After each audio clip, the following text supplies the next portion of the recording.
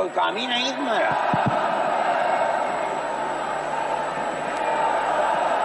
بسم اللہ الرحمن الرحیم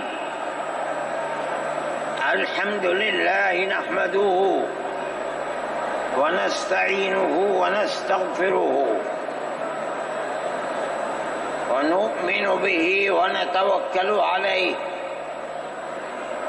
ونعوذ باللہ من شرور انفسنا ومن سیئات اعمالنا من يهده الله فلا مضل له ومن يضلله فلا هادي له ونشهد أن لا إله إلا الله وحده لا شريك له ونشهد أن سيدنا ومولانا محمدا عبده ورسوله أما بعد مسلم پرسنل لا بورڈ کے صدر محترم نائیڈو صاحب کے نائب صدر اور ہمارے مہدی صاحب، دوسرے حضرات جو یہاں بیٹھے ہوئے ہیں، اور یہ جمع غفیر لاکھوں آدمی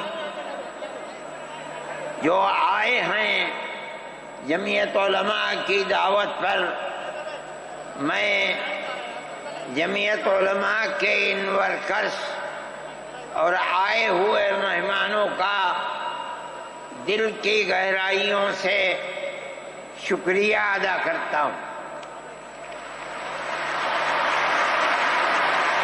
جن لوگوں نے جمعیت علماء ہند کی دعوت پر اپنے احباب کو جمع کیا اور اپنے خرچ سے جمعیت علماء کا ایک پیسہ کیا پھوٹی کوڑی بھی نہیں لگی، آپ ہی لوگ کروڑوں روپیہ خرچ کر کے اپنی بسوں کا خود ہی انتظام کر کے یہاں تشریف لائے دعوت پر اور آ کر بیٹھے۔ جمعیت علماء ہند کے خدام کے دل میں اس کی بڑی قدر ہے۔ اللہ آپ حضرات کو اس کا بہتر بدلہ عطا فرمائے۔ میرے محترم بزرگوں، آج ہی کا مسئلہ یہ نہیں ہے۔ جمعیت علماء ہند کی ایک تاریخ ہے، اور ایسی تاریخ ہے اپنے اس ملک کے لیے جو کسی دوسری ہندو مسلم پارٹی کے پاس نہیں ہے۔ علماء نے اس ملک کی آزادی کے لیے، اگر آپ ان کی تاریخ کو پڑھیں گے تو آپ کو اندازہ ہوگا کہ ان کی اس ملک کی آزادی کے لیے قربانیاں 150 سالہ قربانیاں ہیں۔ کوئی اس ملک کے اندر ہندو مسلم ایسی پارٹی نہیں ہے جس کی تاریخ ایسی قربانیوں کی تاریخ ہو۔ حضرت شاہ عبدالعزیز صاحب محدث دہلوی نے 1803 میں آواز بلند کی تھی کہ ہمارا ملک غلام ہو گیا، اس غلام ملک کو آزاد کرانا اس ملک میں بسنے والے ہر مسلمان اور ہر شخص کا فرض ہے۔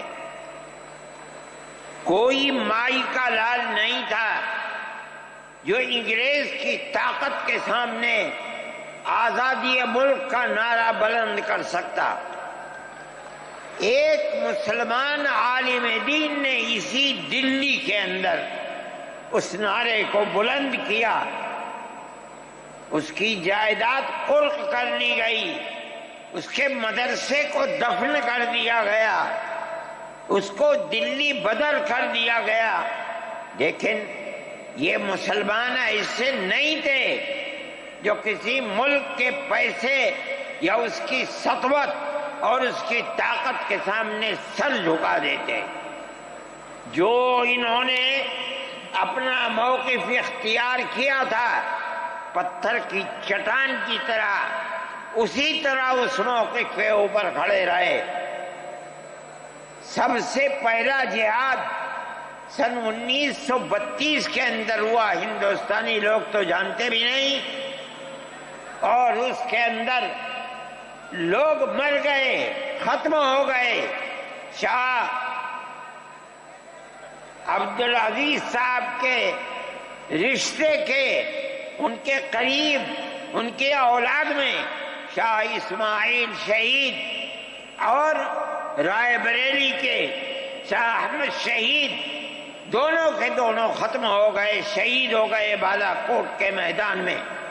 لیکن پیچھے نہیں ہٹے، وہ لوگ جو بچ کر آئے تھے سن 1857 میں پھر جہاد کر دیا، اور اس کے اندر صرف اسی دلی کے اندر 33,000 مسلمان شہید کیے گئے، اور لال قلعے سے لے کر جامع مسجد تک درختوں کے اوپر ان کی لاشوں کو لٹکا دیا گیا۔ یہ مسلمان کی تاریخ ہے، علماء کی تاریخ ہے۔ بتائیں کون ہے جس کی زندگی کے اندر یہ تاریخ مل سکتی ہے؟ میں کہتا ہوں، لاکھوں آدمی کے سامنے کہتا ہوں، کوئی مائی کا لال ہے جس نے اس ملک کی اس طرح خدمت کی ہو جس طرح مسلمان علماء نے خدمت کی ہے؟ میرے بھائی، جمعیت علماء انہی مجاہدین کی بنائی ہوئی جماعت ہے، ہم تو ان کے جوتے سیدھے کرنے والے ہیں۔ ہمارا کیا کام ہے؟ ایک ہی کام ہے کہ انہوں نے جو جمعیت کی بنیاد کے اندر ہندو مسلم اتحاد اور ملک کے ہر بسنے والے کو ایک پیغام دیا تھا پیار و محبت کا، ہم اسی پیغام کو لیے بیٹھے ہوئے ہیں۔ ہمارا کام صرف اتنا ہے، دنیا توڑنا چاہتی ہے، حکومتیں برباد کرنا چاہتی ہیں، فرقہ پرست ذہنیت آگ لگانا چاہتی ہے، یہ نعرہ دینا چاہتی ہے کہ ہندو الگ، سکھ الگ، مسلمان الگ۔ ہم کہتے ہیں نہیں، ہندو مسلم سکھ عیسائی بھائی بھائی۔ یہ ہمارا پیغام نہیں ہے، ان بزرگوں کا پیغام ہے جنہوں نے پھانسیوں کے تختوں کو چوما، اپنے اس ملک کے لیے چوما ہے، اس کی آزادی کے لیے چوما ہے۔ اس ملک کے اندر یگانگت اتحاد جس کو آج آگ لگایا جا رہا ہے، ہمارے بزرگوں نے اسی اتحاد کے لیے اپنی قیمتی جانوں کو قربان کیا ہے، اور ان کا مقصد یہ تھا کہ ملک آزاد ہو جائے، حکومت ایسی بننی چاہیے جو حکومت سیکولر حکومت ہو، کسی کا حق نہ جائے۔ کانگریس اس لیے نہیں بنی تھی، یہ 1803 کی آواز ہے کہ ملک غلام ہو گیا، جہاد کرنا فرض ہے۔ کانگریس کا تو وجود بھی نہیں تھا، کانگریس تو 28 دسمبر 1985 کو بنی ہے، اور اس کا پہلا اجلاس بمبئی کے اندر ہوا ہے۔ آپ لوگ سمجھیں اس کو، کانگریس ملک کو آزاد کرانے کے لیے نہیں بنی تھی، کانگریس کی تجویز موجود ہے۔ وہ کہتے ہیں کہ ہندو مسلم ملک کے بسنے والوں کی اس جنگ و جدال سے دو جہاد سن 32 کا 1857 کا اس جہاد کے نتیجے میں جو برطانیہ کی حکومت اور ہندوستان کی حکومت میں دوری پیدا ہو گئی ہے، کانگریس کا مقصد تھا کہ اس دوری کو ختم کر دیا جائے، ملک کو اپنے گردن سے زنجیر غلامی کی نکال کر توڑ دیا جائے۔ کانگریس کا مقصد نہیں تھا۔ میں آپ سے کہتا ہوں یہ بات ہے اور کانگریس کی تجویز میں موجود ہے، کوئی اس کی تردید نہیں کر سکتا۔ کسی نے حضرت گنگوہی رحمت اللہ علیہ سے پوچھا کہ ایک جماعت بنی ہے جو ہندوؤں نے بنائی ہے انگریز کے ساتھ مل کر، کیا مسلمان اس جماعت میں شریک ہو سکتا ہے؟ حضرت نے فتویٰ دیا اور یہ کہا کہ جس طرح اپنے کاروبار میں ہندو مسلمان شریک ہو سکتا ہے، اسی طرح اس پارٹی کے اندر بھی ہندو مسلمان شریک ہو سکتا ہے، بشرطے کہ دین کو کوئی نقصان نہ پہنچے۔ اس فتوے کا نام ہے نصرت الابرار، جو پرانی یونین مکتبیں ہیں، لائبریریاں ہیں، یہ آج بھی وہاں موجود ہے۔ یہ صرف فتویٰ نہیں ہے، یہ اس لیے ہے کہ یہ اشارہ ہے کہ مسلمانوں کو کانگریس کے ساتھ شریک ہونا چاہیے اور کانگریس کے اس نظریے کو بدلنا چاہیے۔ کانگریس کے اندر مستقل غلامی کی زنجیر کو توڑنے کے لیے اور انگریز کے ساتھ جہاد کرنے کے لیے تیار کرنا چاہیے۔ مسلمان جوق در جوق اس کے اندر شریک ہوئے، کانگریس کے اس نظریے کو بدل دیا اور کانگریس کو ملک کی آزادی کے لیے کھڑا کر دیا۔ یہ مسلمان کا، علماء کا، جمعیت علماء کا کردار ہے۔ کوئی مانے نہ مانے، تاریخ میں لکھی ہوئی چیزیں ہیں، ہم سے پوچھے ہم وہ تاریخ کی لکھی ہوئی چیزیں لیں گے؟ ہماری تاریخ کو مٹا دیا گیا۔ وہ طبقہ جو آج ملک کے اندر اسلام اور مسلمانوں کو دفن کرنا چاہتا ہے، وہ ہماری تاریخ کو دفن کرنے کے اندر کامیاب ہو گیا، مگر ہم کہتے ہیں یہ ہماری تاریخ ہے۔ میرے بھائی، ملک اسی طرح چلتا رہا، جیسے جیسے آزادی قریب آتی رہی، جمعیت علماء ہند وہ تنہا ایک جماعت تھی جو برابر موتی لال نہرو، جواہر لال نہرو، گاندھی جی سے یہ بات کہتی رہی کہ ہمیں ضمانت دو، ہم 143 سال ہیں ہماری زندگی، جہاد کی زندگی، ہمیں یہ ضمانت دو کہ ملک آزاد ہوگا تو اس کا کردار سیکولر کردار ہوگا، دستور سیکولر دستور ہوگا، جس کے اندر ہندو، مسلمان، سکھ، پارسی، عیسائی ہر ایک کو اپنے مذہب کے ساتھ جینے کا حق ہوگا اور حکومت کا کوئی مذہب نہیں ہوگا۔ ہمارے پاس تجویزیں موجود ہیں، برابر ہمیں مفتی کفایت اللہ صاحب جو جمعیت علماء کے اس وقت صدر تھے، نام لے کر ان کے پاس موتی لال نہرو، گاندھی جی، یہ لوگ اپنی ورکنگ کمیٹیوں کی تجاویز بھیجتے ہیں، مفتی صاحب کرم فرما، مفتی صاحب یہ ہے کہ ہمارا ملک جب آزاد ہوگا ہم گارنٹی دیتے ہیں کہ ملک سیکولر ملک ہوگا۔ اس کا کیا مطلب ہے؟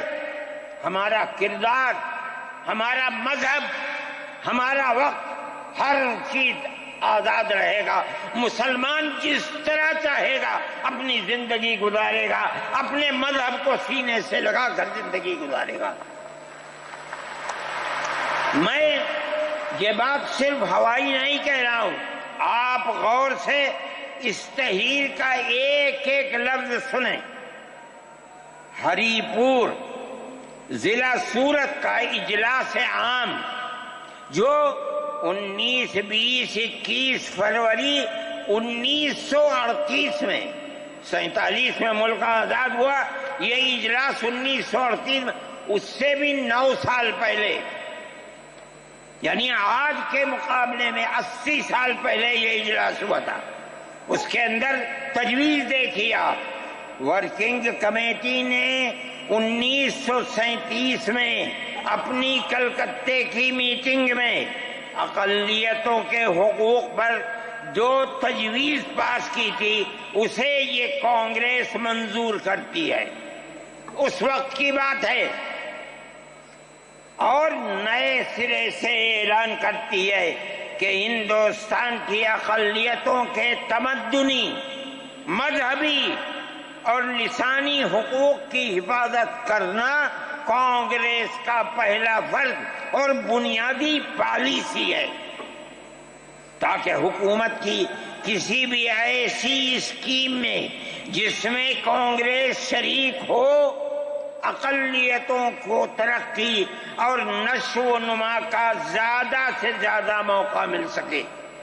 آپ الفاظ پر غور کیجئے، اور وہ قوم کی سیاسی، اقتصادی اور کلچرل زندگی میں پورا حصہ لے سکے۔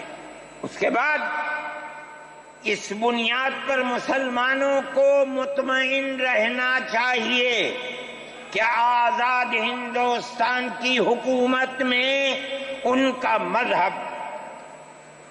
مذہبی فرائض، اذان، نماز، جمعہ، عید، روزہ، حج، زکوٰۃ، مذہبی تبلیغ، مساجد، مقابر، قربانی، مذہبی جلوس، مذہبی جلسے وغیرہ جملہ مذہبی رسوم اور مذہبی ادارے محفوظ ہوں گے، اور اسی طرح ان کی تہذیب و تمدن، ان کے تعلیمی ادارے، خانقاہیں، امام باڑے، عیدگاہیں، تکیے، کربلائیں، آثار قدیمہ، اوقاف وغیرہ سب محفوظ ہوں گے، اور اسی طرح ان کی زبان، ان کی شاعری، رسم الخط وغیرہ سب کے سب آزاد اور محفوظ ہوں گے،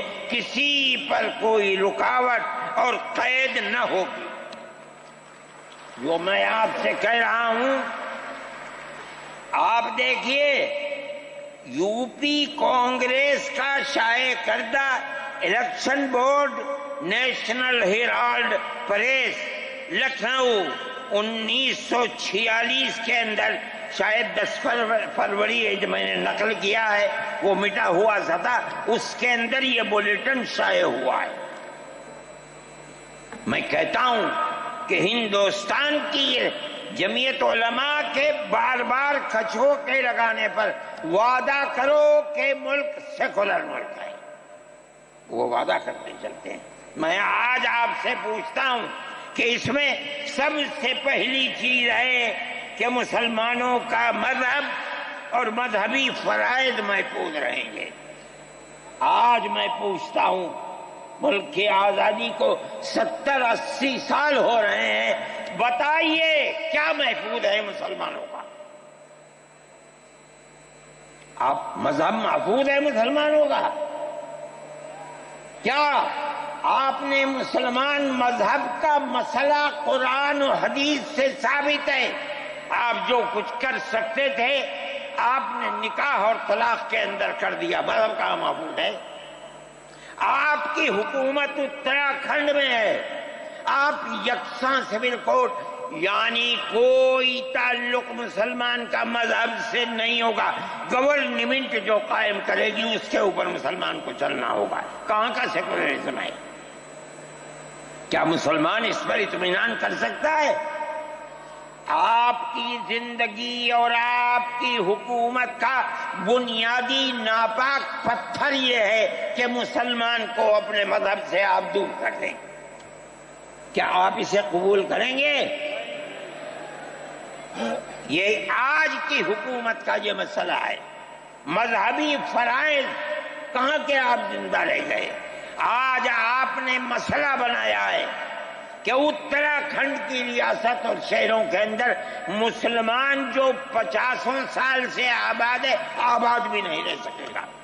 یہ آپ کا کردار ہے، یہ تصویر ہے، اور ناپاک تصویر ہے، ہم کہتے ہیں۔ جس تصویر کو آپ پیش کر رہے ہیں، یہ تصویر سیکولر دستور کی تصویر نہیں ہے۔ ہمارا آج کا یہ کنونشن سیکولر دستور کی حفاظت کے لیے ہے۔ کہاں ہے جی؟ کیا کر رہے ہو؟ اس ملک کو، ملک میں رہنے والوں کے لیے جہنم بنا رہے ہو۔ جمعیت علماء اس کو قبول نہیں کرتی۔ ہم تو کہہ رہے ہیں اس بات کو، کسی کی زبان اٹھتی ہو یا نہ اٹھتی ہو، لیکن ہم کہتے ہیں کہ جو ہو رہا ہے وہ ملک کو آگ لگانے کے لیے، دستور کو آگ لگانے کے لیے ہو رہا ہے۔ جمعیت علماء اسے قبول نہیں کرے گی۔ اگر جمعیت علماء نے اس بدترین حکومت جو یہ کہتی تھی کہ ہماری حکومت میں سورج نہیں ڈوبتا، جمعیت علماء نے کبھی اس کے سامنے سر نہیں جھکایا ہے، اس کے بعد ہم کس کے سامنے سر جھکائیں گے؟ ہمارا سر صرف ایک اللہ کے سامنے جھکتا ہے اور کسی کے سامنے نہیں جھکتا۔ میرے بھائی، آپ ایک اس کو لیتے ہیں، میں کہتا ہوں اے تب بیٹھا، آپ کیا کہتے ہیں؟ اس کے اندر جہاں ہے وہاں اسی طریقے سے اوقاف وغیرہ سب محفوظ ہوں گے۔ اوقاف محفوظ ہیں، یہ آپ کے سامنے حضرت مولانا بیٹھے ہوئے ہیں، تقریر کی ہے۔ اوقاف کو ہڑپنا چاہتے ہیں۔ ہماری مسجدیں اسی دلی کے اندر 400 500 سال کی مسجدیں ہیں، جس میں جمعیت علماء کا دفتر بنا ہوا ہے، عبد النبی اکبر کے زمانے کی مسجد ہے۔ اور کتنی مسجدیں ہیں جن کے پاس اوقاف، اللہ اکبر، لاکھوں کروڑ کے اوقاف ہیں۔ جونپور میں جا کر کے دیکھو کیسی مسجدیں ہیں، دلی کے قرب و جوار میں دیکھو کتنی بڑی بڑی مسجدیں ہیں۔ ہندوستان کا وہ طبقہ جو ان مساجد کے اوقاف کو ہڑپ کرنا چاہتا ہے، کہتا ہے اگر کسی وقف زمین یا مسجد یا کسی بھی چیز کے کاغذات وقف کے نہیں آئیں اس کو وقف نہیں مانا جائے گا۔ کون 500 سال پرانے کاغذات لا کر کے پیش کر دے گا؟ قانون یہ تھا کہ جو مسجد بنی ہے، جو وقف پر بنتی ہے، وہ وقف ہے۔ آپ کو کیا درد ہے کہ آپ اس وقف کو ختم کرتے ہیں؟ اس کا مطلب ہے مسلمانوں کی زمین کو ہڑپ کرنا چاہتے ہو، حرام کھانا چاہتے ہو، اس لیے ان اوقاف کو ہڑپ کرنا چاہتے ہو۔ ہم اس کو قبول نہیں کرتے۔ اوقاف ہمارے آباء و اجداد کے کیے ہوئے ہیں، اوقاف اللہ کی ملکیت میں دیے ہوئے ہیں، مسجدیں بنی ہوئی ہیں، آپ ان کی حفاظت کیجئے، اس لیے کہ ہم اس ملک کے رہنے والے ہیں، ہم باہر سے آئے ہوئے نہیں ہیں۔ اگر ہندو گوجر ہے مسلمان بھی گوجر ہے، اگر ہندو جاٹ ہے مسلمان بھی جاٹ ہے، اگر ہندو راجپوت ہے مسلمان بھی راجپوت ہے۔ جاؤ دیکھو کشمیر کے اندر، اگر ہندو برہمن ہے مسلمان بھی برہمن ہے۔ ہم اسی ملک کے رہنے والے ہیں۔ کسی کو اچھا لگا یہ مذہب وہ اس مذہب میں چلا گیا، کسی کو یہ مذہب اچھا لگا وہ اس مذہب میں چلا گیا۔ کیا مذہب کی بنیاد پر اس ملک کے اندر آپ ہمیں جینے کا حق نہیں دیں گے؟ ہم اپنے جینے کا حق کو لیں گے۔ آپ نے جس سیاست کو اختیار کیا، آپ 2 الیکشن پہلے دیکھیے کس قوت کے ساتھ بی جے پی آئی تھی۔ آپ نے جس پالیسی کو اختیار کیا، سیکولرزم کو آگ لگانی چاہیے، اس کا نتیجہ اس الیکشن میں کیا ہوا؟ بی جے پی ہار گئی۔